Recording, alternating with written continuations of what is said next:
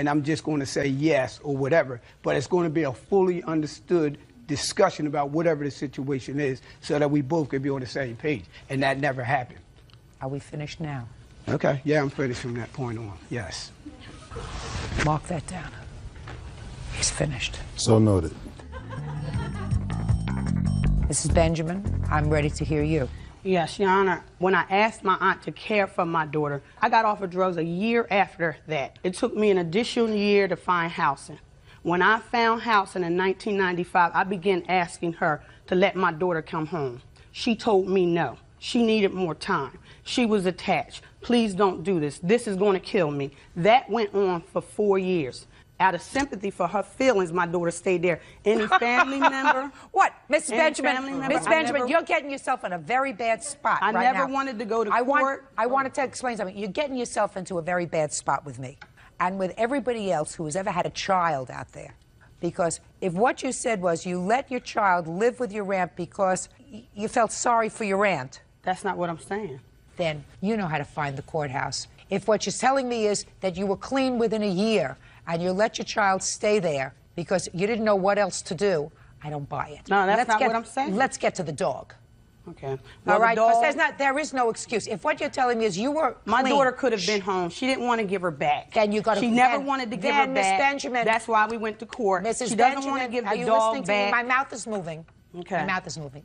If you're a mother, and you wake up in the morning and you go into the child's bedroom and the child isn't there. You know, will you listen to me carefully? Then you walk inside to the courthouse and you say, I want my child back. You know what? Let's God get to knows. the dog. Let's get to the dog. God knows, God knows, God knows, God knows, God Let's knows. get to the He's dog. the ultimate judge. Let's get to the He's dog. the ultimate judge. I didn't even want to come here. Good. I didn't even want to come Good. here. Perfect. Case is dismissed. Thank you very much. Goodbye. I didn't even want to come here. Keep the dog. Step out. I kept this dog. I trained this dog. God still has the glory, and I just want to say that. It needs affection. I gave the dog affection just like I gave her a child. I want to say this. I've been clean. God delivered me. He set me free. The whole issue is about Maisha, and since they lost the court case, then they went after the dog. And now the next case. All parties in the matter of Scarfuto versus Mahoney. Step forward. 20-year-old student Courtney Scarfuto is suing her boyfriend's roommate, 20-year-old florist Lacey Mahoney, for backing into her car. Miss Scarfuto, is your boyfriend here? Where is he? He's right here. Was this your roommate? Yes, ma'am. Is he still your roommate? Yes. Okay, according to your complaint, you were over at your boyfriend's home and you claim that the defendant hit your car as she was pulling out of the driveway.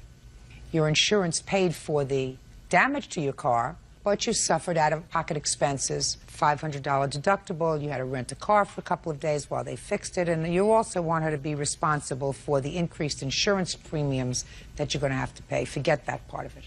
Miss Mahoney says she never hit your car. When was your car damaged? June 10th, 2003. And what makes you think Miss Mahoney did it? She came upstairs, asked me to move my car. I asked Christian to move my car for me. He went downstairs. With her? Correct. At that time, she told him that she had hit my car. Oh, you weren't there? No. Step up. Last name? Whiteley. Okay, let's go to June 10th. Miss Mahoney comes upstairs where you are, and she said what to you? She pointed out the damage. She said that she had hit the car and that she was unsure whether or not that she should stay there and admit to the mistake or whether she should go ahead and pull around the car and just simply leave. And what did you tell her? I told her that it would be best for her to go back upstairs and to notify my girlfriend, Your Honor. And she said? After hesitation, she agreed and we went back upstairs. And what happened when you got upstairs? Me and Lacey basically reported that the car had got hit by her, even though it was parked. We all agreed that we would go ahead and handle the situation by tomorrow because we're good friends, Your Honor. And can I speak? And because she did not carry car insurance. And so since she did not carry car insurance, How do you not have insurance? How do you drive without insurance? Your Honor, I wasn't driving. I was actually moving my car backwards so that we could open up the garage door. But it was on my property in my driveway. I was just moving it. That's driving. Why doesn't your car have insurance? Because I couldn't afford insurance at the time. So you're not driving at all? Is that what you're telling me? Yeah, I'm not driving at all. Is that true? No. Of course not. They seem to say that you admitted hitting her car. Your Honor, I never admitted to hitting her car. I went downstairs for Christian to move the car. We both went downstairs, and he noticed the dent and asked if I had done it, and I said no. We went back upstairs, and he told her that there was a dent in her car, and nothing was said for the rest of the night. That doesn't sound right to me. Somebody told her that there was a dent in her car, and she didn't go downstairs to look at it? No. Nobody said anything? Well, who did it? Is everything that you've told me, Miss Mahoney, as truthful as the fact that you don't drive this uninsured car? Yes, Your Honor. I don't drive my car because it's uninsured and because it's unregistered. No, you shouldn't drive your car because it's uninsured and not registered. That doesn't mean you don't drive it. Okay. You had a $500 deductible? Yes, would you like to see the receipt? You have any other witnesses that you want Yes, me to I hear? do. I have Mr. Nicholas Scandalius. He actually heard her say, he was in the room with both Christian and I. Oh, step up. And she actually came up and said, I've hit your car. Are you another roommate? No, I'm a very close friend of Mr. Whiteley's. I'm his best friend. I happened to be there at the night that the incident occurred. Tell me what you remember. All three of us were hanging out upstairs. Courtney asked Christian to move the car so Lacey could back out and leave. They both went down. Back out and leave. Where was she going? I have no idea. Do you know where she was going? I believe that she was just going to go to Huntington Beach like usual. Go ahead.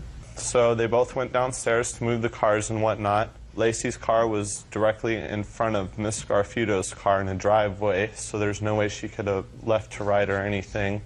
They promptly both came back upstairs very quickly, and Lacey said, "Oh my God, Courtney, I hit your car." I walked over to the windows, I saw a little dent in the hood, and Lacey's car was still behind Miss Scarfuto's car. That's what I saw, Your Honor. Okay, thank you. Sit down. I see the deductible, please, and the damage to the car. And then these photographs are Lacey's car with the spare tire, which damaged my hood. Pictures of my hood with the imprint of her spare tire, as well as the driveway.